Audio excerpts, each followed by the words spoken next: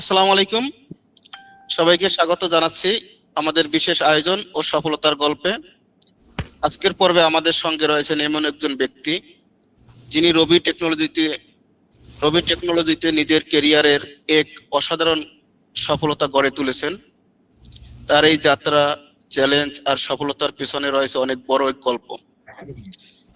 তার সাফল্য আমাদের জন্য হতে পারে এক বড় অনুপ্রেরণা।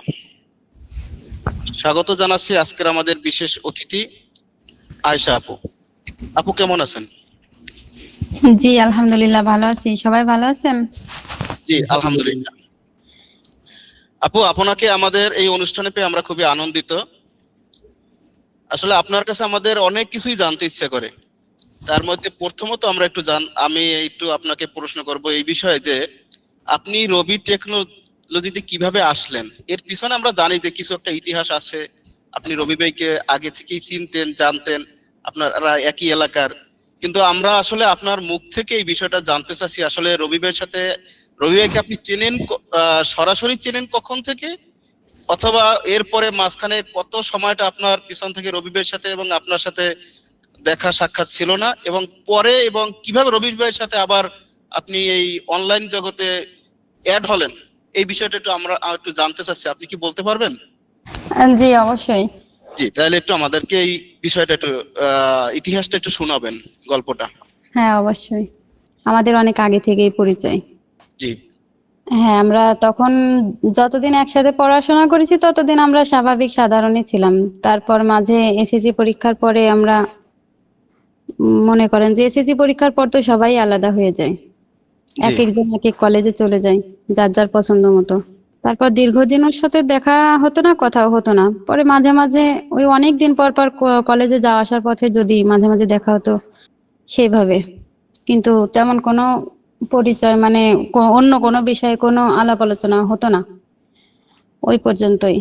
কিন্তু আমি অনেকদিন থেকে মানে নিজে থেকে আয় করব এরকম একটা পরিকল্পনা আমার ছিল, যে আমি নিজে আয় করব, আমি কারোর কাছে মানে হাত পাতবো না। সবার পজিশন তো তেমন হয় না, মানে অনেক অনেক গার্ডিয়ানরা আছে, ঘরের মহিলারা না চাওয়ার আগেই কিন্তু সবকিছু দিয়ে দেয়। আবার অনেকে আছে কিন্তু দিতে চায় না। তো সবারই একটা ইচ্ছা থাকে যে আমি নিজে কিছু করব, কারো কাছে যাতে হাত পাততে না হয়। জি সেইভাবে আমি অনেকদিন থেকে ট্রাই করতাম যে কিভাবে করব। আমি আবার একটু ঘরোয়া মেয়ে, তো জি আমি ভাবতাম যে ঘরে বসেই কিছু করব, বাইরে যাব না। জি তারপর আমার এই ইচ্ছাটা আরো বেড়ে গেছে কখন, যখন আমি এক সন্তানের মা হয়েছি। এখন আমার একটাই সন্তান। আমি যখন তার মা হয়েছি তখন আমার কাছে সব সময় মনে হতো যে আমি নিজে ইনকাম করব। আমি নিজে নিজের চাহিদা পূরণ করতে পারিনি তো কি হয়েছে, মেয়ের জন্য কি আমি সবসময় অন্য কারো কাছে হাত পাতবো নাকি? আর এভাবে তো আসলে হয় না, সব মায়ের তো ইচ্ছা থাকে জি যে আমার আমার সন্তানকে আমি ভালো রাখি নিজের প্রচেষ্টায়। কারো কাছে হাত পেতে কিন্তু আসলে মনের মতো হয় না। হুম তখন আমি খুব বেশি আগ্রহী ছিলাম যে আমি নিজে কিছু করব। জি কিন্তু আসলে মেয়ে তো ছোট ছিল, বাইরে যেয়ে কিছু করা সম্ভব ছিল না। তো আমি ভাবতাম যে কি করা যায়। পরে আমার আসলে ভিডিও দেখতাম, মানে আমার এই অনলাইন জগতে ঢোকার একটা ইচ্ছা হয়েছে। মাইক্রোস্টক সাইটে যে ঢুকবো এমন কিছু না, হ্যাঁ, অনলাইন জগৎ থেকে ইনকাম করব, এই একটা ইচ্ছা ছিল এই ইচ্ছা থেকে। অনেক। জি হ্যাঁ হ্যাঁ, 1 বছর 1.5 বছর ধরে আমি শুধু ভিডিওই দেখছি যে আমি কোন সাইটে ঢুকবো, কি করব, কোথাও ডিপোজিট করে কাজ করব কিনা।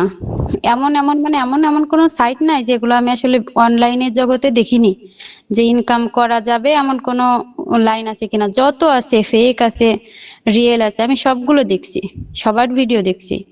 জি তো কোথাও সেই ইনভেস্ট সময় করছিলেন এই ক্ষেত্রে? জি এই যে ফেক ভিডিও দেখে কোথাও কোনো ইনভেস্ট করছিলেন? হ্যাঁ হ্যাঁ, একবার ফেক ভিডিও দেখে আমি ইনভেস্ট করার জন্য বিকাশে টাকাও নামাইছিলাম। জি আমার আম্মুর থেকে টাকা নিছি, তখন আসলে আমার তো ইনকাম না, আমি টাকা কোথায় পাবো। হুম আম্মুর থেকে টাকা নিছি, টাকা নিয়ে ভাবলাম যে ইনভেস্ট করব। তো তারপর টাকাটা ইনভেস্ট করার আগে আমি বারবার ভাবতেছি যে আমি আসলে কি করব না কি করব না।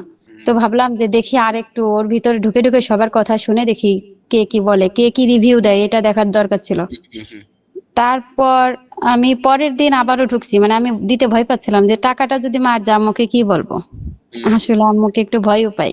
তারপরে তখন আমি আম্মু আব্বুর কাছেই ছিলাম। ভয়ের কারণে আমি আসলে টাকাটা ইনভেস্ট করিনি। পরে দেখি যে কয়েকজনে বলতেছে কি যে আমি তো টাকা ইনভেস্ট করলাম, কিন্তু আমি তো সাইটে ঢুকতেই পারতেছি না। হুম। তারপরে ওই সাইটে যারা মানে যারা চালাতো আর কি, যারা টাকাগুলো উম, মানে ভুলাই ভালাই নিচে, হুম। তারা বললো যে এভাবে না এভাবে ঢোকেন তাহলে হবে। তখন তারা সেভাবে ঢুকতে চেষ্টা করতেছে কিন্তু পারতেছে না। তখন আমি ওইখান থেকে বের হয়ে আইছি। আমি ভাবতেছি যে আল্লাহ বাঁচাইছে। ওইভাবে আমি আসলে ইনভেস্ট করার কোথাও কোনো সাহস পাইনি।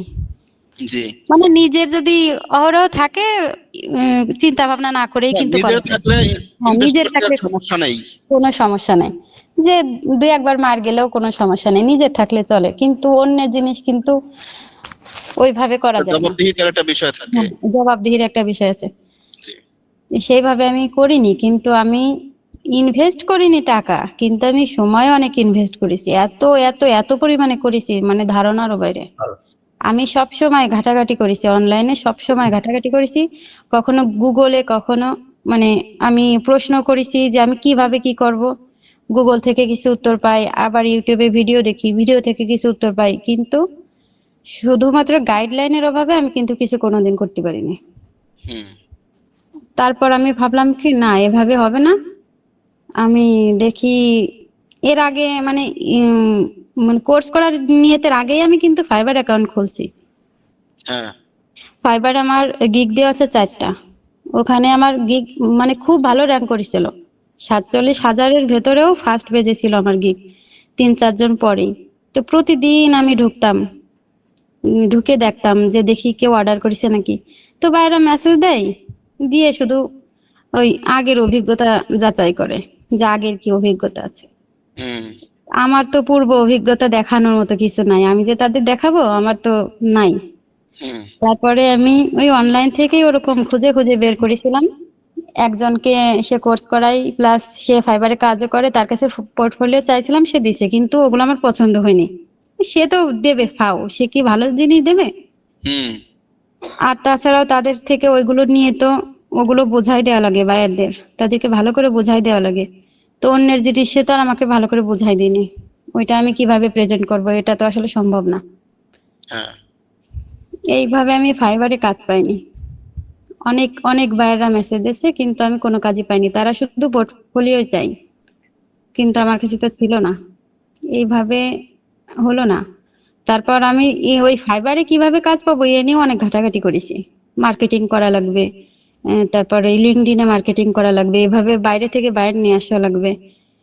তো সেইভাবে যে সময় দেব, আমার কিন্তু মেয়ে ছোট, আমার কিন্তু তাকে প্রপার টাইম দেওয়া লাগে। হুম। তাকে কিন্তু ফেলে রাখার জিনিস কিন্তু সে না। এদিক ঠিক। থেকে এদিক থেকে তাকেও সময় দেওয়া লাগে, এদিক থেকে আমি অতটা টাইম আসলে বাইরে থেকে যে বায়ার হান্টিং করব, অতটা টাইম আমার কাছে ছিলও না। হ্যাঁ। এইভাবে আমি সময় দিতে পারিনি। পরে আমি ভাবলাম কি, মেয়ে যখন ঘুমাবে, রাতে পরিশ্রম করব, ওই অনেক বেশি পরিশ্রম করব, অল্প টাকা স্ট্রাগল আসুক। তো কম করেন নাই তাইলে এখানে আসার আগেও। হ্যাঁ, ভাবছি যে মেয়ে ঘুমানোর পরে আমি ট্রাই করব যে যত কষ্টই হোক ওই অল্প কিছু টাকা যাতে মাসে আসে। এমন ভাবতাম যে মাসে অন্তত পক্ষে 5,000 টাকা আসুক, তাও আসুক, প্রয়োজন হয় সারা রাত কষ্ট করব, এমন ভাবতাম ফাইবারের বাইরে। এরপরে আমি ট্রুলান্সারে অ্যাকাউন্ট করেছিলাম। ট্রুলান্সারে আমার গিগ দেওয়া আছে। গিগ ট্রুলান্সারে অ্যাপ্রুভ করে দেরিতেই, কিন্তু ওখানেও আমার অ্যাপ্রুভ করা গিগ আছে। ওখানেও আমি অনেক জায়গায় অ্যাপ্লাই করেছি। জবগুলো যখন ওরা পোস্ট করে তখন ওগুলোতে আমি অনেকবার অ্যাপ্লাই করেছি, তো দেখলাম যে ওখানেও আসে না। ওখানেও কিন্তু যে অ্যাপ্লাই করেছি, আমার যে একটা ওরা একটা নাম্বার দেয়, মানে আমার ওই অ্যাপ্লাইং এর উপরে আর ইসের উপরে আমার ওই নিজের ওখানে যে গিগ গুলো দেওয়া আছে নিজের সবকিছুর উপরে একটা র্যাঙ্কিং নাম্বার দেয়। তো সেখানে আমার নাম্বারটা খুব ভালো ছিল, কিন্তু তাও আমি কাজ পাইনি। হতাশা। তারপর প্রত্যেকটা হ্যাঁ, জায়গা থেকে হতাশা। তারপর আমি হাল ছাড়ি না, আমি সব সময় ভাবিছি যে আমি অবশ্যই লেগে থাকবো। আর আমি এটাও জানি যে আমি অবশ্যই লেগে থাকবো, কিন্তু আমার একটা পথ অবশ্যই আল্লাহ আমাকে দেখাবে, আমার এতটুকু ভরসা আছে। কারণ রিজিকের মালিক তো আল্লাহ। জি আমার সৎ নিয়ত ছিল যে আমি সৎ উপায়ে কিছু করব, আর আমি যতদিন না কিছু করতে পারবো ততদিন আমি লেগেই থাকবো, দেখি কতদিন আল্লাহ আমাকে ফেরায়। অবশ্যই ফেরাবেন না, ধৈর্যের তো একটা ফল আছে। ফল আছে। জি আমি জানি সেই ফলটা আমি অবশ্যই পাবো, আর অবশ্যই আমি জয় করেই নেব। আমি অবশ্যই এখনো যদি ইনকাম না করতে পারতাম, এখনো লেগে থাকতাম, হুম এখনো কিন্তু আমি হাল ছাড়তাম না, কারণ আমার শক্ত একটা নিয়ত ছিল। অবশ্যই এর পেছনে একটা ইতিহাস আছে, ও অত কিছু আর বলবো না, কারণ ব্যক্তিগত জিনিস সব জি সময় যে এগুলোর পার্সোনাল একটা লাইফ, হ্যাঁ প্রাইভেসির, বুঝতেছি। হ্যাঁ এগুলোর একটা প্রাইভেসিরও দরকার আছে। জি তো আমার একটা ইচ্ছা ছিল যে মানে আমি এতটুকু সমস্যার ভেতরে যে আমার নিজের ইনকাম করাই লাগবে, এমন অবস্থা, শুধুমাত্র মেয়ের জন্য, মেয়ের ভালোর জন্য। নিজে কষ্ট করেছি কিন্তু নিজের কষ্টের দাম আমার কাছে কখনো নেই, দিইনি, এখনো দিই না, মেয়ের জন্য ভাবি। হুম তারপর হচ্ছে এই মাইক্রোস্টক সাইটটা আমি আসলে ইউটিউবেই পাইছি, গুগলেও পাইছি, ইউটিউবে সার্চ করে ভালো মানে বিস্তারিত জানলাম আর কি। তারপর পরে আমি আরো ভিডিও সার্চ করেছি, করার পরে রবিউলের ভিডিও সামনে আসলো। তো আমি প্রথমে ওর ছবি দেখেই তো আমি অবাক হয়ে গেছি যে ও তো আসলে ইউটিউবে আছে, এটা তো আমি জানতাম না। হুম। তো ওই ভিডিওটা যদি মাইক্রোস্টক সাইডের না হয়ে যদি অন্য কোনো এমনি ভিডিও, এমনি যদি কথা বলতো, আমি কিন্তু তবুও ওখানে ঢুকতাম। এই কারণ ভিডিওটা আরো এক ওইটা, বছর আগে পেলাম হ্যাঁ না কেন? হ্যাঁ হ্যাঁ, কারণ ওইটা, ওইটা রবিউলের ভিডিও। আর আমাদের ফ্রেন্ডের ভিতর আমি কারোর ভিডিও দেখিনি যে ওরা পাবলিশ করে কিংবা ওরা ভিডিও করে ইউটিউবে, ওদের কোনো চ্যানেল আছে আমি জানতাম না। শুধু ওর চ্যানেলই পাইছি, এর ও বাদে আর কারোর চ্যানেল আমি পাই নাই। তো এই সেক্ষেত্রে তো আমার আগ্রহ থাকবেই। হুম। তখন আমি ঢুকলাম, ঢুকে দেখি কি আমি যে জিনিসটাই আমি আসলে চাচ্ছিলাম সেই জিনিসটাই আমার একটা ঘনিষ্ঠ ব্যক্তির কাছ থেকে পাইছি। তখন আপনার অনুভূতিটা কেমন ছিল আসলে? তখনের অনুভূতি কি মানে, আমি কিছুটা ওই যে বলে না, অন্ধকারে কিছুটা আলোর আশা দেখছিলাম। জি তখন আমি তখনই ওর নাম্বারটা ওখান থেকে নিয়ে ওরে তখনই কল দিছি। তখনই কল দিয়ে জানলাম, ভিডিওটা আমি শেষ করিনি তার আগেই ওরে কল দিছি। হুম কল দিয়ে ওরে বললাম যে তুই কি অনলাইনে কি কিছু করতেছিস, কাউকে শেখাচ্ছিস, এই ব্যাপারে ভিডিও দেখলাম আমি। তো বলতেছে কি হ্যাঁ। তা আমি বললাম কি আমি কবে ধরে ঘুরতেছি আর তুমি এই করতেছো আমার একটু না জানায়, হ্যাঁ একটু ফাজলামি করলাম। তা ও বলতেছে কি যে তা তুমি আমার বলবা না যে আমি এই সাইটে আছি, আমার এই কিছু দরকার, আর একটু খোঁজ নিবা না। আসলে তো আমাদের যোগাযোগ ছিল না, আমরা তো ওই দিনই যোগাযোগ হয়েছে অনেক দিন পর। হুম তারপর আমি বললাম যে আচ্ছা যা হয়েছে হয়েছে, এতদিন আসলে যদি কোনো জিনিস কষ্ট করে না পাই সেই জিনিসটার কিন্তু মূল্য অতটা থাকে না, হুম। মূল্য কমই থাকে। কষ্টের ফসল কিন্তু সবসময় মিষ্টি হয়। বৃষ্টি হয়, হ্যাঁ। হ্যাঁ, তারপরে বললাম যা হয়েছে হয়েছে, এখন তো হয়েছে, এখন একটা উপায় বের করে দে। তারপর ও বললো কি যে আচ্ছা ঠিক আছে, কোনো টেনশন নাই, আমি তো আছি, আমার এখানে কাজ করতেছে, টিমে লোক আছে, ওরা কাজ করতেছে, আমি আজকে রাতেই তোরে ঢুকাই দিবানি ডিসকর্ডে, তুই ওখানে ঢুক, ওখানে গিয়ে কথা বল। হুম ও আমার আগে থেকে বলে দিয়েছে তুমি ফ্রেন্ড হওয়া যাই হও, ওরা যদি আমার টিমের লোক যদি তোমাকে সিলেক্ট না করে, ওরা যদি না রাখে তাহলে আমি রাখতে পারবো না, ওইটা হুম বলে দিছে। হুম তা আমি বললাম আচ্ছা ঠিক আছে, টিমের লোক রাখবে না কেন, হুম টিমের লোক তো অবশ্যই রাখবে, কারণ আমি না রাখার মতো কি বা করবো যে আমাকে রাখবে না। হুম তারপর ও ঢুকাই দিছে, ওখানে লিংক দিছিল, আমি ডিসকর্ড অ্যাকাউন্ট খুলছি, ওই দিনই ফার্স্টে ডিসকর্ড অ্যাকাউন্ট খুলছি। ডিসকর্ড বলে যে কিছু আছে এটা আমি ওর আগেও জানতাম না। হুম তারপরে তো আপনাদের সাথে কথা হলো, আপনারা তো তারপর আম, রাখলেন, শুনেই রাখলেন যে আমি ওর বান্ধবী, এটা শুনেই রাখলেন। আর তো দুই একটা কথা বললেন কিন্তু সেগুলো আসলে আপনাদের ইচ্ছা ছিল না, ইচ্ছার বাইরেই বলেছেন, রবিউল জোর করতেছিল তাই। আর তারপর থেকে আপনাদের সাথে আছি। আর সব থেকে বড় বিষয় হচ্ছে আমি ডিসকর্ডে ঢোকার পরে মানে আমি আমার জীবনে আমি কোনোদিন দেখিনি যে মানুষ নিঃস্বার্থভাবে যে কোনো সময়ে প্রয়োজনে এভাবে মানুষকে পাই। অন্তত একটা মানুষকে আহ আমার প্রয়োজনে যে আমি একটা মানুষকে ডাকবো, অন্তত তার পিছনে তো আমার ঘোরা লাগবেই। হ্যাঁ হ্যাঁ ঘুরতে ঘুরতে ঘুরতে ঘুরতে অতিষ্ঠ হয়ে যাওয়ার পরে যদি তাকে একটু পাই, একটু। হ্যাঁ আর এই ডিসকর্ডে ঢোকার পর থেকে আমি যে কোনো টাইমে যে কাউকে আমি বলেছি যে আমার এই সমস্যা, সেই আমাকে হেল্প করেছে তখনই। মানে তার কাছে কিন্তু তার সমস্ত কাজ ফেলে আমি কিংবা যে কেউ আমার মতো, আমি তো রবিউলের ফ্রেন্ড এজন্য না, আমি বাদে অন্য যে কোনো সাধারণ ব্যক্তি, অচেনা যারা ডিসকর্ডে প্রথম ঢুকছে তারাও যে হেল্প চাইছে, কোনো বিষয়ে সাপোর্ট চাইছে, সাথে সাথে সে সাপোর্ট পাইছে। অন্তত আমি তো পাইছি, মানে আমি তো যতটুকু নিজের ব্যাপারে জানি, যখন যাকে তখন আমি পিসির ব্যাপারে যে অতটাই তা না, পিসিতে অনেক সমস্যা হলেও যাকে পাইছি তাকে বলেছি, সে তখন সমাধান দিছে। আবার আমার কাজের ব্যাপারে যখন যাকে বলেছি যে এটা দেখাই দেন, সে আমার থেকে তাদের খরচ বেশি ছিল। হুম। এই যে আমাদের কি মনের রিক্তা আপু আছে, রিক্তা আপু আমাকে ডাইকে ডেকে শিখাইছে, বলেছে এই আপু এখন আসেন, এখন এটা দেখাই দিব, এই আপু এখন এটা করেন। আমার কিন্তু গরজ থাকার আগে রিক্তাপুর গরজ ছিল বেশি। আর রিক্তাপুরে রবিউল অবশ্যই বলে দিত যে ওকে একটু ধরেন। হ্যাঁ। তারপরে অনেকে কিন্তু পিছু টানে, অনেকে কিন্তু নিজে থেকে আগায় না, যে আমার এই কাজ আছে সে কাজ আছে, সংসারের কাজ কি কম নাকি? অন্তত আমি তো মেয়ে মানুষ, আমি তো বুঝি জানি যে একটা মেয়ে মানুষের সংসারের কাজ কম না। কিন্তু রিক্তা আপু সব কিছুর উপরে উনি কিন্তু এই টিমের লোকদেরকে বেশি সাপোর্ট দেয়। হুম। আপু যখন প্রমাণটা একটু যে বেশি হয়ে গেল না?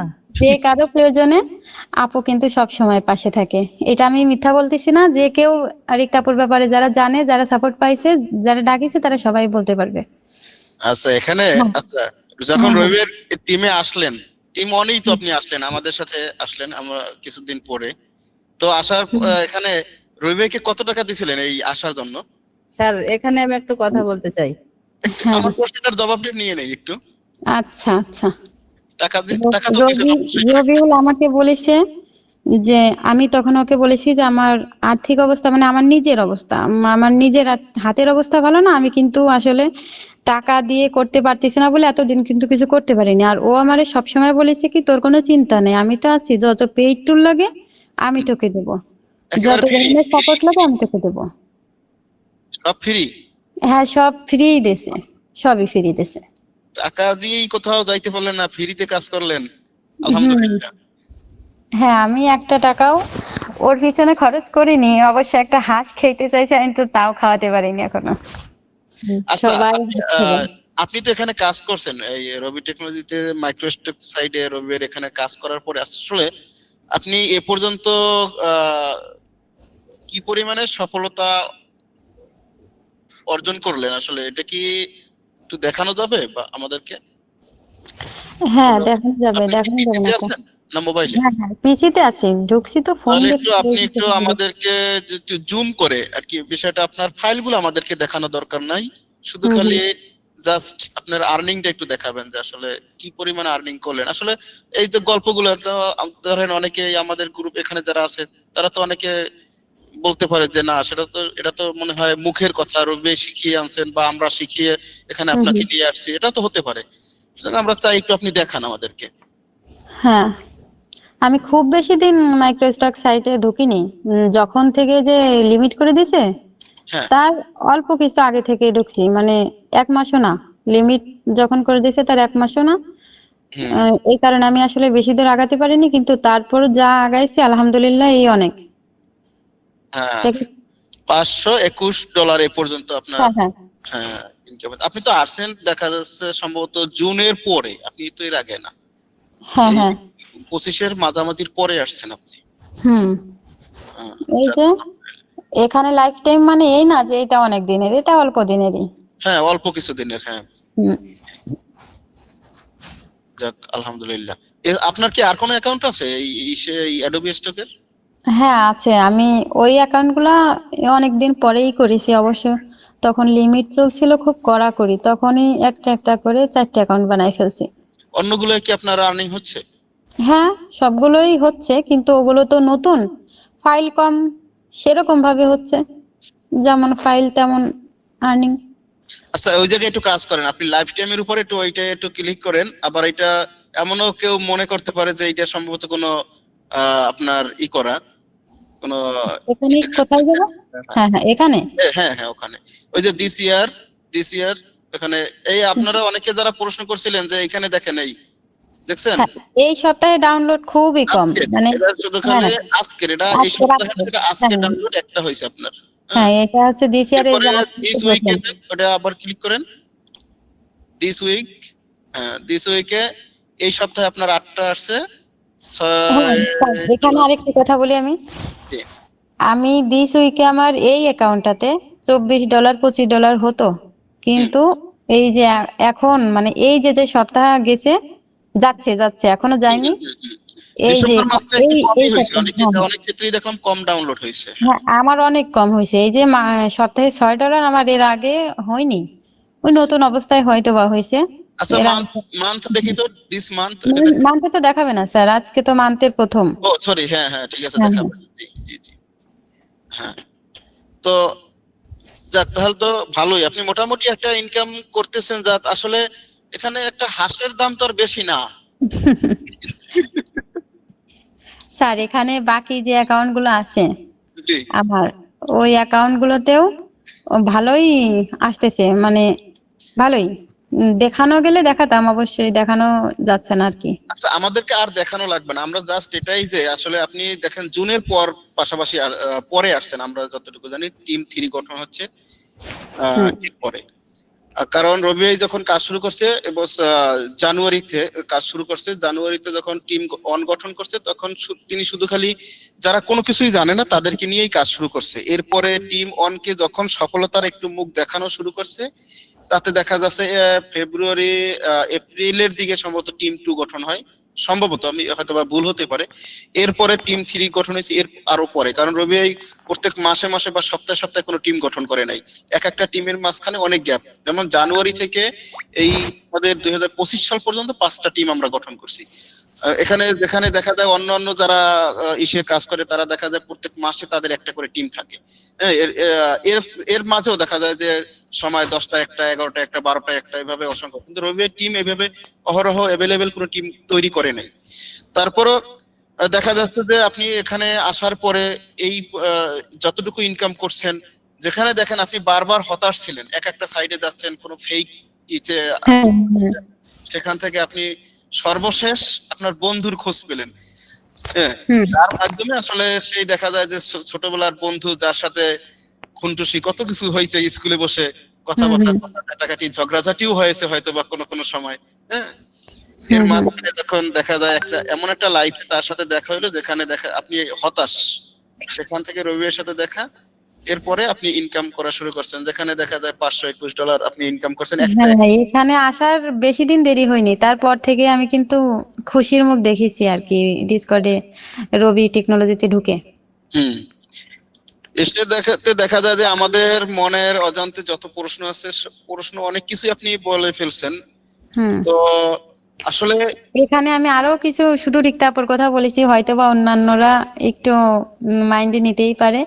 এখানে কিন্তু সবাই আমাকে অনেক সাহায্য করেছে। আমি আসলে না আপনি আপু। এখানে আরেকটু কথা বলতে পারেন হ্যাঁ আমাদের। হ্যাঁ আসলে আমাদের যে টিম গুলা, এই টিমের মধ্যে কাজ করা বা টিমের অন্যান্য যে সদস্যগুলো যারা হেল্প করে বা হুম হুম। টিমের অ্যাডমিন যারা ছিল, আসলে এরা কেমন আপনার সাথে আচরণ করছে বা আপনি তাদের আচরণে খুশি কিনা, আর এই কাজ করার ক্ষেত্রে আপনার কোন আমি বিষয়টা সবচেয়ে আমি বেশি ভালো লাগছে? টিমের লোকজনদের ব্যাপারে বলবো যে আমি সত্যি কথাই বলি। আমার পাশে আমার বড় বোন আছে, হয়তো শুনলে রাগ করবে কিনা জানি না, তবে আমার আপন ভাই বোনরা আমাকে যতটা, মানে যতটা তাদেরকে ডাক দিয়ে না পাইছি, তার থেকে বেশি পাইছি আমি আমার টিমের লোকজনদের। এনাদেরকে বলার আগে এনারা হাজির, আর আমি যে কোনো সমস্যায় যে কোনো কাজে তাদেরকে পাইছি, তারা সবসময় আমাকে সাপোর্ট দিছে। জি, আর আলহামদুলিল্লাহ। এই যে এই মেটাডাটা করতে কত ঝামেলা, জি।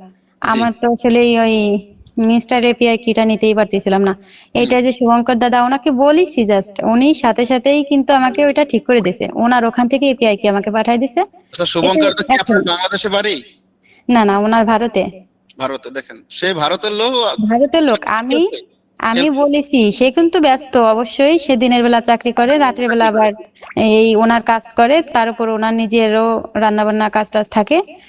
আর তারপরে যে আমিন বিষয়টা আপু, আমার এভাবেই আর কি। কিছু কিন্তু কনফিগারেশন বেশি ভালো না, আমার আপ স্কেলও তেমন হতো না প্রথম অবস্থায়। আমিন আপু আমাকে অনেক হেল্প করেছে, উনি আমাকে আপ স্কেল করে করে দিয়েছে, তাও ফ্রিতে। মানে তাও আমি বেশি বলা লাগেনি, আমি জাস্ট বলেছি যে আমার আপ স্কেলের সমস্যা, আমি কিন্তু তাদেরকে বলিনি যে আমাকে করে দেন, জি। কিন্তু তারা নিজেই টেনে নিয়ে গেছে আমার সমস্যা তাদের কাছে। হ্যাঁ। আমার সমস্যা আমাকে কেউ ফিল করতে দেয়নি, এখানে সবাই। মুন্না ভাই জি, আছে, এই যে কোনো জন্যই আপনি সমস্যা মুন্না এতটা ভাইকে বললে আগাইতে উনি পারছেন সাথে সাথে ইনশাআল্লাহ। সাপোর্ট দিয়েছে, রিক্তা আপু, আমিনা আপু, টিমের অন্যান্য সবাই সবাই খুব হেল্পফুল, সবাই সবাই আমাকে সব প্রয়োজনে সাপোর্ট দিয়েছে।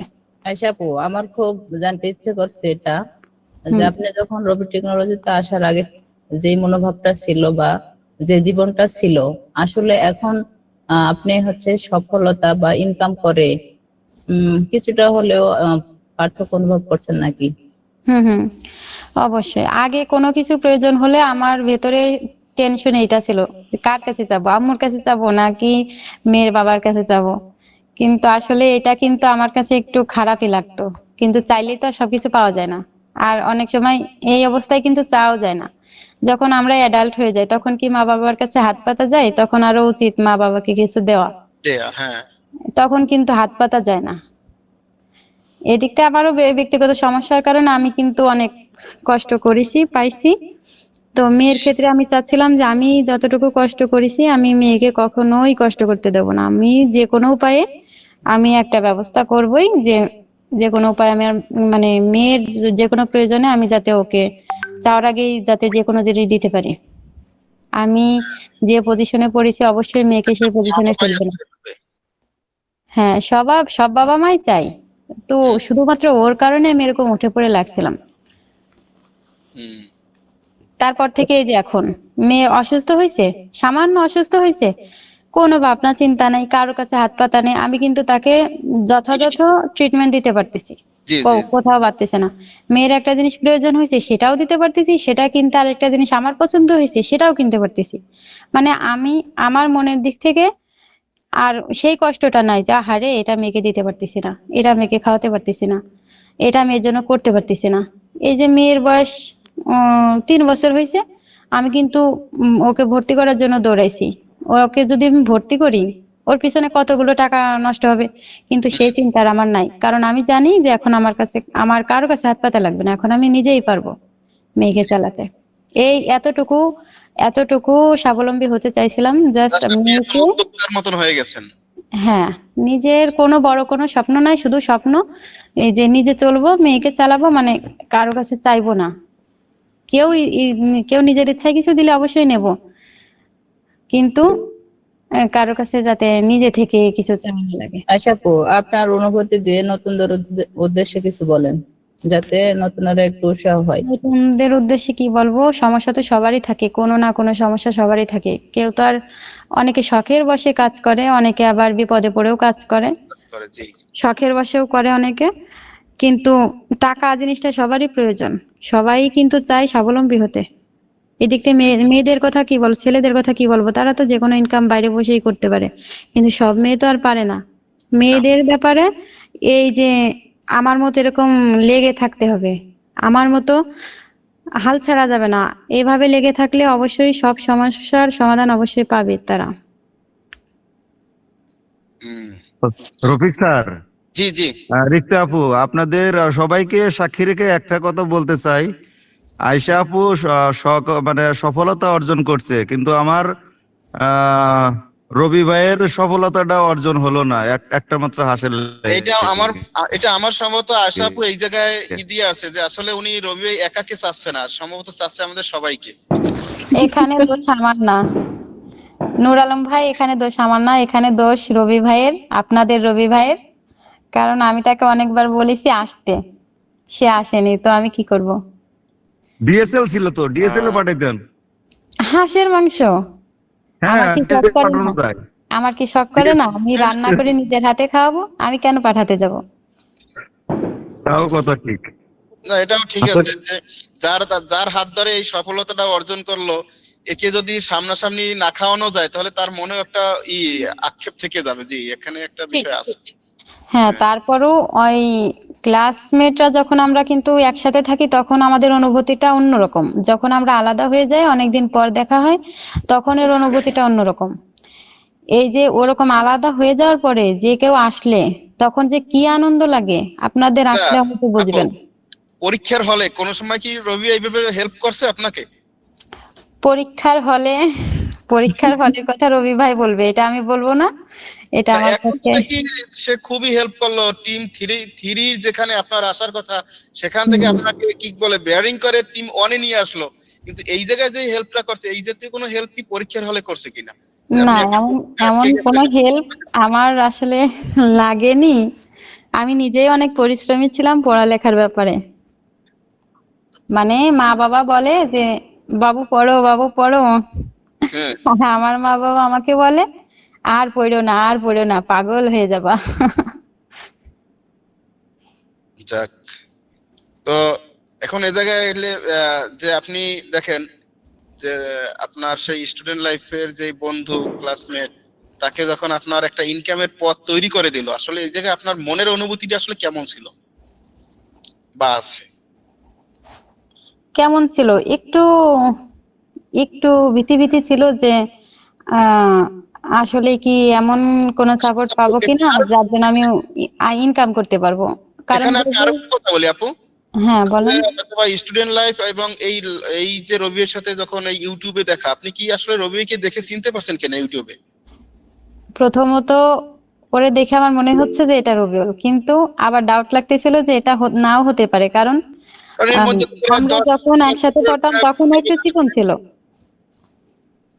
10 এখন বছরের তো ব্যবধান তো হ্যাঁ, হবেই। 10 বছরের ব্যবধান। হুম। তখন এর ফেস আর এখনের ফেস কিন্তু কখনোই ম্যাচ করবে না। তবে যার সাথে ছোটবেলা কাটাইছি তার সাথে তাকে কি না না চিনে তাকে তো থাকা না যায়? চিনে পারা যায় না, জি। হ্যাঁ হ্যাঁ, ওর দেখেই চিনে ফেলছি। জি।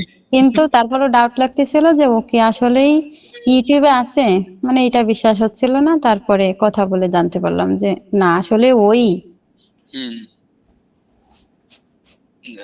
দেখে চিনছি, কিন্তু ডাউট ছিল, এটা সত্যি কথা। আচ্ছা আপু, আপনার হ্যাঁ ইয়েতে কাজটা যে যতটা সহজ, আমাদের শুরুর দিকটা আমার বিশেষ করে আমার শুরুর দিকটা অতটা সহজ ছিল না। আমি 2 থেকে 2.5 বছর অনেক কষ্ট করে টুকটাক করে যাই শিখতাম। সেটা আমি নিজে একা একা চেষ্টা করতাম। মানে আপনারা তো গ্রুপ করে, মনে করেন যে বলতেছেন যে গ্রুপ করে আপনারা বসে কাজ করছেন বা কথা বলে ডিসকাশন করে, আমার তো তেমন কেই ছিল না। আমি একা একা রাতে 2টা 3টা 4টা পর্যন্ত একা একাই কাজ করছি। এবং হ্যাঁ আপনার আইএম স্টোকার থেকে একটা একটা করে ইয়া টাইটেল বের করতাম, ঠিক আছে। তারপরে একটা একটা ফাইলের জন্য আলাদা করে ট্যাগ বের করতাম, শাটার স্টক থেকে, আইএম স্টোকার থেকে। এইভাবে করে এক একটা ফাইল মনে করেন যে মার্কেট গুলোতে ঢোকানো হয়েছিল। আপু, প্রবাদে তো আছেই যে যেটা 10-এর জন্য লাঠি সেটা কিন্তু 1-এর জন্য বোঝা। বোঝা। তো ওই সময়টা পার করে আসছি বিধায় এখন জিনিসটা আমাদের কাছে সহজ লাগতেছে এবং মূল্যবান মনে হচ্ছে। আর যারা হ্যাঁ হয়তো হ্যাঁ হঠাৎ করে এসে পেয়ে যাচ্ছে তাদের কাছে এটা মূল্যহীনও হইতে পারে, ঠিক আছে। তারা সময়টা এটাকে কাজে নাও লাগাইতে পারে। তো হুম। আমরা তো অনেক কষ্ট করে ওই দিনগুলো পার করে আসছি, তো হ্যাঁ, আমাদের কাছে আমাদের এটা অনেক ক্ষেত্রে কষ্টের, অনেক কষ্টের। এখন আপু, এটা অনেক বেশি আমি একটা মূল্যবান। কথা বলি। জি জি। আমি 2022 সাল থেকে ফ্রিল্যান্সিং এর উপরেই চেষ্টা চালিয়ে যাচ্ছি। এখন পর্যন্ত একটা টাকা ইনকামে হাতে নিতে পারিনি। অতএব পেছনের গল্পটা আমারও অনেক হার্ড। আমি এইখানে নতুন, কিন্তু আমি 2020 থেকে শুরু করেছি টানা। আপনার 2022-এর আমি জুলাই মাসে মেবি, জুলাই না, হ্যাঁ জুলাই আমি সর্বপ্রথম আমার হাতে আমি মানে মাইক্রোস্টকের টাকা $25 আমার অ্যাডোবি স্টক থেকে আমার হাতে আসে। সেটাই বলছি যে 2020 থেকে 20, 21, 22 এবং 22.5, তার প্রায় 3.5 বছর আমি 1 টাকাও আর্নিং ছাড়া, মাঝখানে অনেক হতাশ হওয়া, মানে এত এত গল্প, মানে গল্প ছাড়া আসলে কখনো সফলতার গল্পটা কিন্তু সবাই জানতে চাইবে। সে কারণেই বলছি আপু যে গল্পটা আপনি কে যে ম্যানুয়ালি কাজ করার কথা বলছেন, ও ম্যানুয়াল কাজগুলো আমিও করি, এখনো করি, কিন্তু কোনো বেনিফিট পাই না। তারপরেও করি ইচ্ছা শক্তি জাগায় রাখার জন্য। ওই বুঝতে পারছেন? আর ইচ্ছাশক্তিটা কি আজকে আপনাকে এখানে আকলিমা আপু, কেন নিয়ে আসছে আপনি পান নাই এটা বলতে পারবেন? যে আপনি 22-20 সাল থেকে কাজ করতেছেন, কিন্তু কেন 1 টাকা অনলাইন থেকে ইনকাম করতে পারেননি? আপু, আমি হয়তো প্রপার গাইডলাইন পাইনি। আমি কোর্স করছি, কিন্তু হ্যাঁ, এটাই যখন আপনার যখন ধরেন যে গাইডলাইন। এটার জন্য আপনি গাইডলাইনটাই 1 আসলে টাকা ইনকাম করতে পারেননি।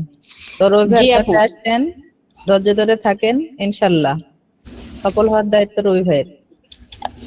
মানে আপু, আরেকটা বিষয় আমি এই আয়েশা আপুর কাছে বলবো, আমাদের তো আসলে এখন অনেকটা গল্পের দিকে অন্যদিকেও চলে যাচ্ছে।